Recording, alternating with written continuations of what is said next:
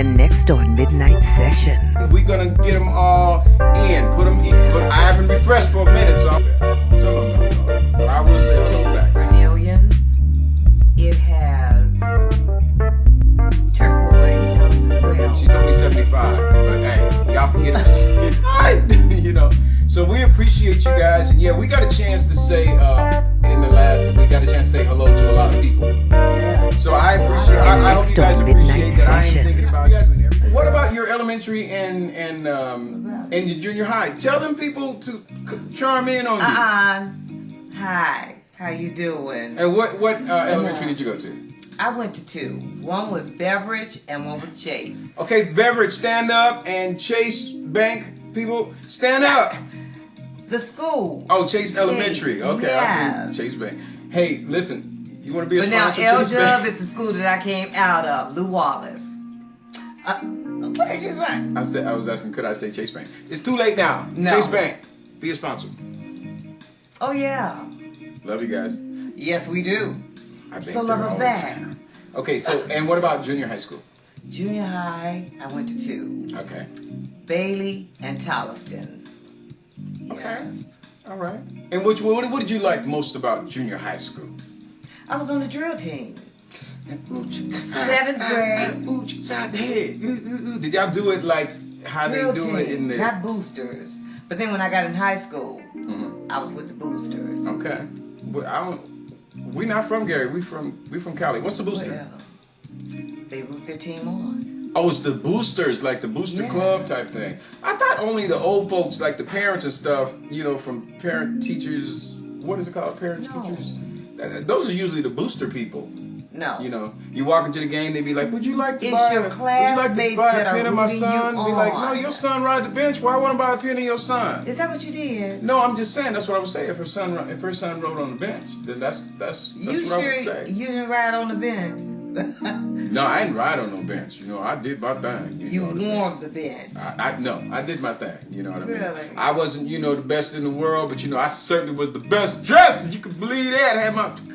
No, hey, Lamar, I need you to Lamar. Son, right? No. This is one of my boy Lamar's from when we grew up. Okay, Lamar, Aztec, George, yeah, baby. Let them know how, CJ did on the baseball field. Let them know, baby. Let them know, Aztec, because she's asking, so we're going to talk about this in our next show. But, George, I need you to actually type in and tell him everything, baby. Tell him everything you ever told me, man. And he was a heck of that boy. Everything. And he was tough. George didn't play no games. He cool. He used to live in Vegas. He just moved up back to California. Everybody's going back to California, boy. I'm telling you, slot machine to something. I'm not saying it was bad slot machine. I was just saying.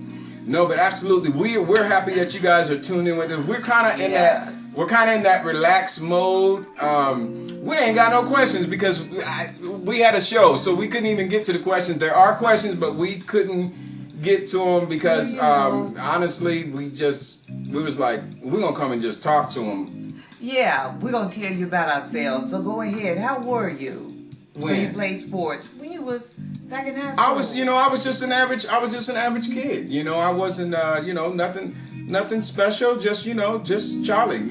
I didn't have any enemies or anything like that. Just everything was same, yeah. Everything was cool. We played baseball. Played a little basketball. A little football. I wasn't best, but I had a good time. Baseball, I was killer though. Tell him, George. Okay. Hashtag the chairman and let them know. But see, my years, because I had so many brothers, that were good, Right. Joe and LV, Pastor LV Jackson. What's happening? That's my brother. Love you, man.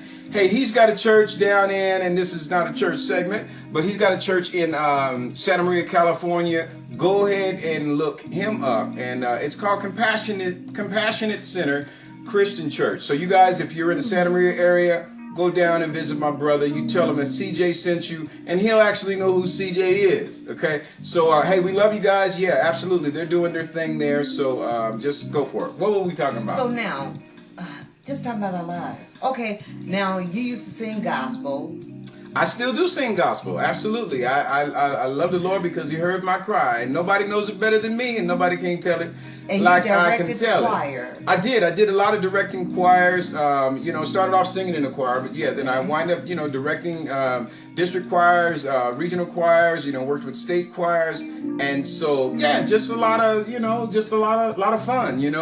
Worked with my brother's choir, worked with the Church Mount Zion's choir. I worked with the Baptist Episcopal. I worked with the Orthodox. I worked with the Church of God in Christ, the AME, the CME, the Baptist National, American and National, and so yeah, I just had a mixture of working with a lot of different churches. So I learned a lot of things from different churches, and I'm really glad that I had that opportunity to do that and go and see what other churches are doing as opposed to being stuck in one church. Sometimes if you get stuck in that box, then you start thinking that it's just about you guys and it's just our church, or four walls and no more. You start thinking, but the world is big, Absolutely. and there are a lot of people in different places that can give you advice. You may meet the right person at the right time, such as meeting you in Walmart. Oh yeah. You know what I mean? I didn't know she was a superstar, but look at me now. Nah, but really, so you don't know who you're gonna meet. You don't know what connections people have.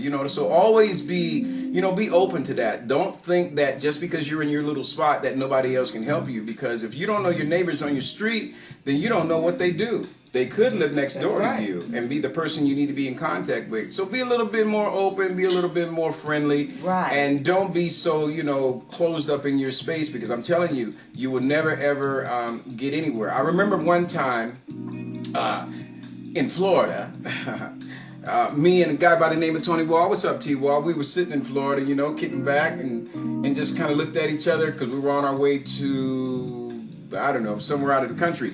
And so just sat there and, kind of looked at him and said, man, look where we are. You know what I mean? Sitting on the beach in the white sands. And these are things that you dream about. But if you don't dare to step out and venture and meet different type of people, you don't know who has your blessing. You don't know who has what's good for you. So, just learn to be more open. And I have to be honest with you guys. I just learned this in the last, just the last few years to, start being open and don't be so closed in. Because someone may have exactly what you need.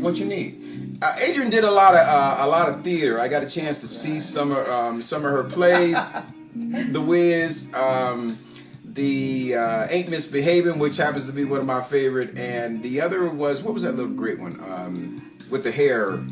Oh, Beehive. Like a concert. They was singing their butt off in Beehive. I was like, well, get on down with it because it do what it do. West Side, Yeah. And but yeah. Talk about some of your theater. Tell them about, and then I can go over here and go sleep. Go ahead. I went to jazz club with my brother and a few other people, and sitting there having drinks.